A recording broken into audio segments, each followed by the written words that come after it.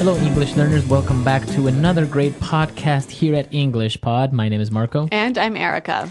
And today we're going to be talking about one of our favorite topics, as always. Food. Food. We're going to be at a restaurant. And, one of the most difficult or embarrassing things to deal with at a restaurant is what to say when you don't like the food or when it's bad quality food. Right. So maybe we have to complain about the food or maybe even the service, right? That's right. And in this lesson, we're going to be learning some really wonderful words and phrases that you can use when you need to complain about the food or the service in a restaurant. Okay, so before we listen to what happens in this restaurant with this food, let's take a look very quickly at vocabulary preview. Vocabulary preview. Okay, we're only going to do one word today, and this you'll hear in the dialogue. An establishment. Establishment. This kind of establishment. Okay, so when I say an establishment, that's a noun. What is an establishment? It's basically a fancy word for a business or a restaurant in this case. In this case, it's a restaurant. Yep. But in general, you can say it's a business. So you have a very fine establishment. That's right. So an establishment, a type of business, a place of business, really. Very good. All right, so now it's time for us to listen to our dialogue. We're going to find out what's going on here. Apparently, there is a very angry customer, and we're going to find out why.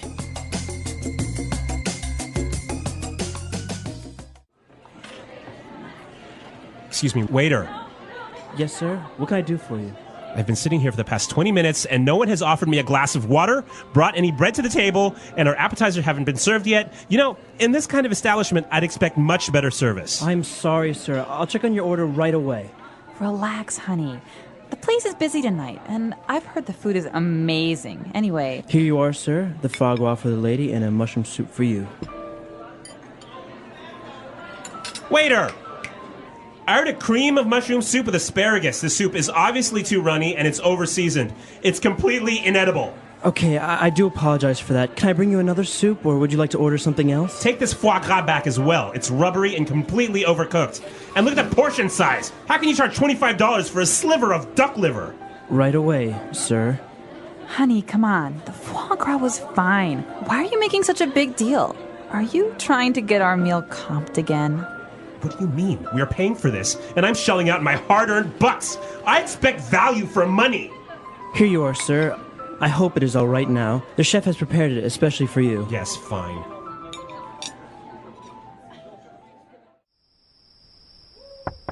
Honey, are you all right?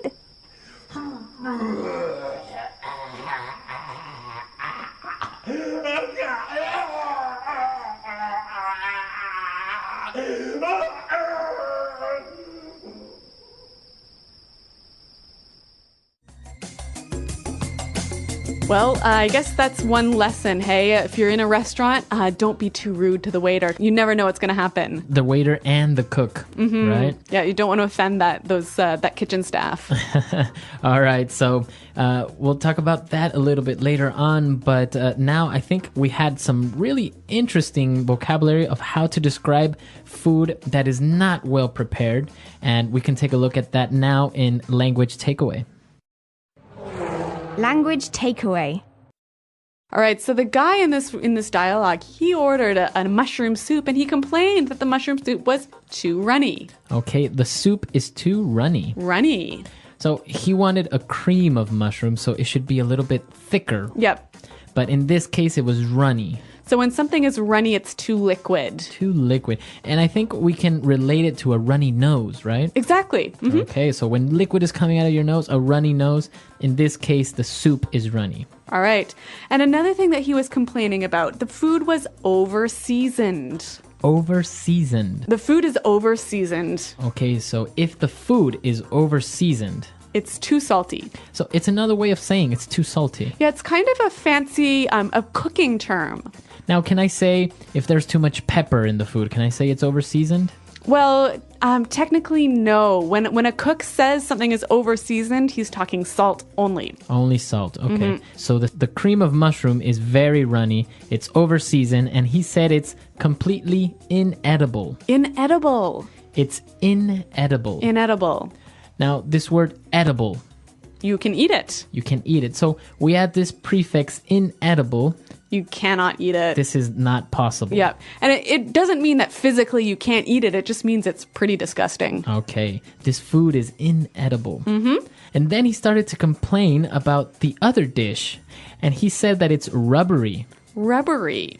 The foie gras was rubbery. All right. So I think we noticed the word rubber. So obviously, if a food is rubbery, it tastes, or it's too chewy.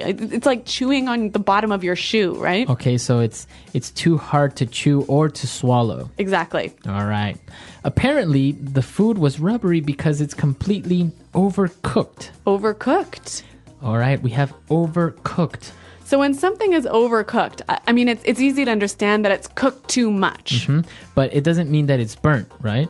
No, so maybe you've ordered your steak to be rare, but it comes to you well done. So it's not burnt, but it's cooked too much. So also, I guess we can say like chicken. Sometimes if you overcook chicken, it comes out too dry. Yep. All right, so to overcook something. And finally, he was complaining about the size of the dish, and he said, this is a sliver of duck liver. Okay, a sliver. A sliver. All right. Now, this word sliver is like a slice, right? A very small, tiny little slice. Okay, so we can say, okay, I just want a sliver of bacon for breakfast. All right, why don't we hear a few more examples of how we can use sliver? Example 1. No, John's on a diet. He'll just have a sliver of cake and no ice cream. Example 2. I'm really full, but it looks so delicious. Can you just cut me a sliver? Example 3. You call this sliver of beef on my plate a meal? There's almost nothing here. And those are all the words we had for language takeaway. Now you have... So we've given you different adjectives of describing food that is not well prepared. So now let's move on to some other phrases that the customer used to complain in Fluency Builder. Fluency Builder.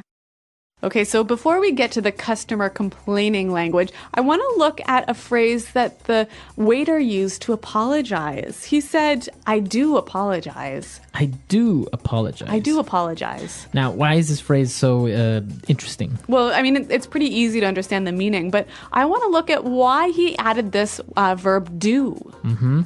Well, he added the verb do to this phrase to make it seem a little bit stronger, to give a little more power to his apology. Right, so if you have an affirmative phrase like, I apologize. Yep. It's good. Yeah. But if you want to give it a little bit more emphasis, you can say, I do apologize. Why don't we give an example? So I might say this. Marco, I didn't know we had a party tonight. And I might say, what? I did tell you about it last week.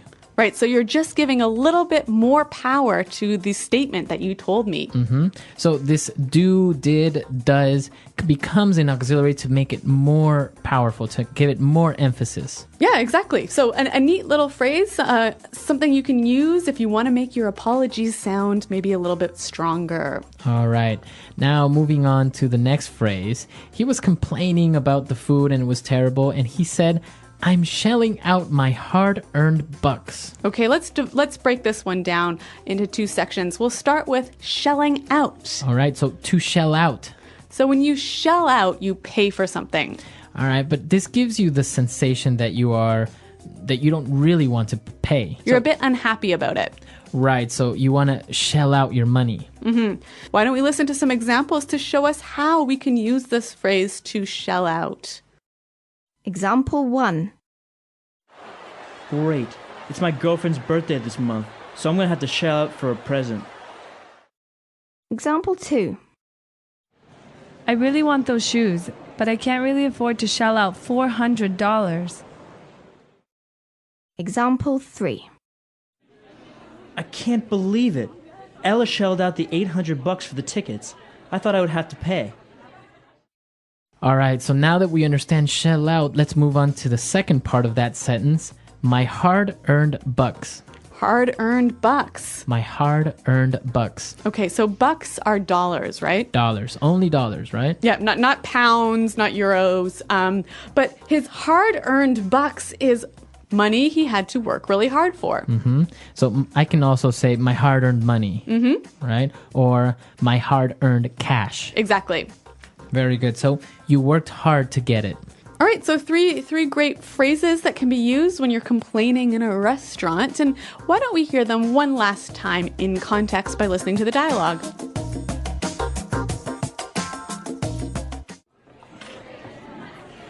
Excuse me, waiter. Yes, sir. What can I do for you?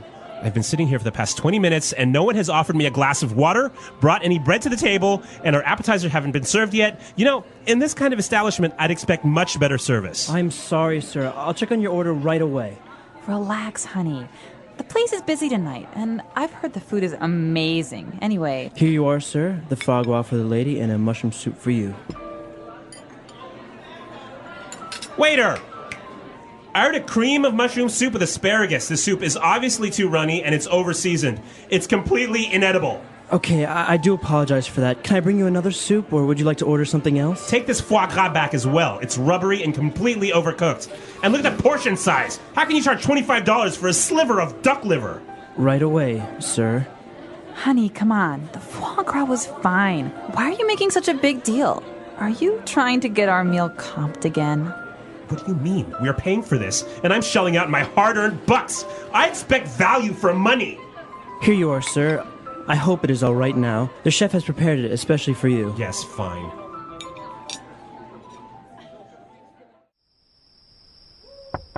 Honey, are you all right?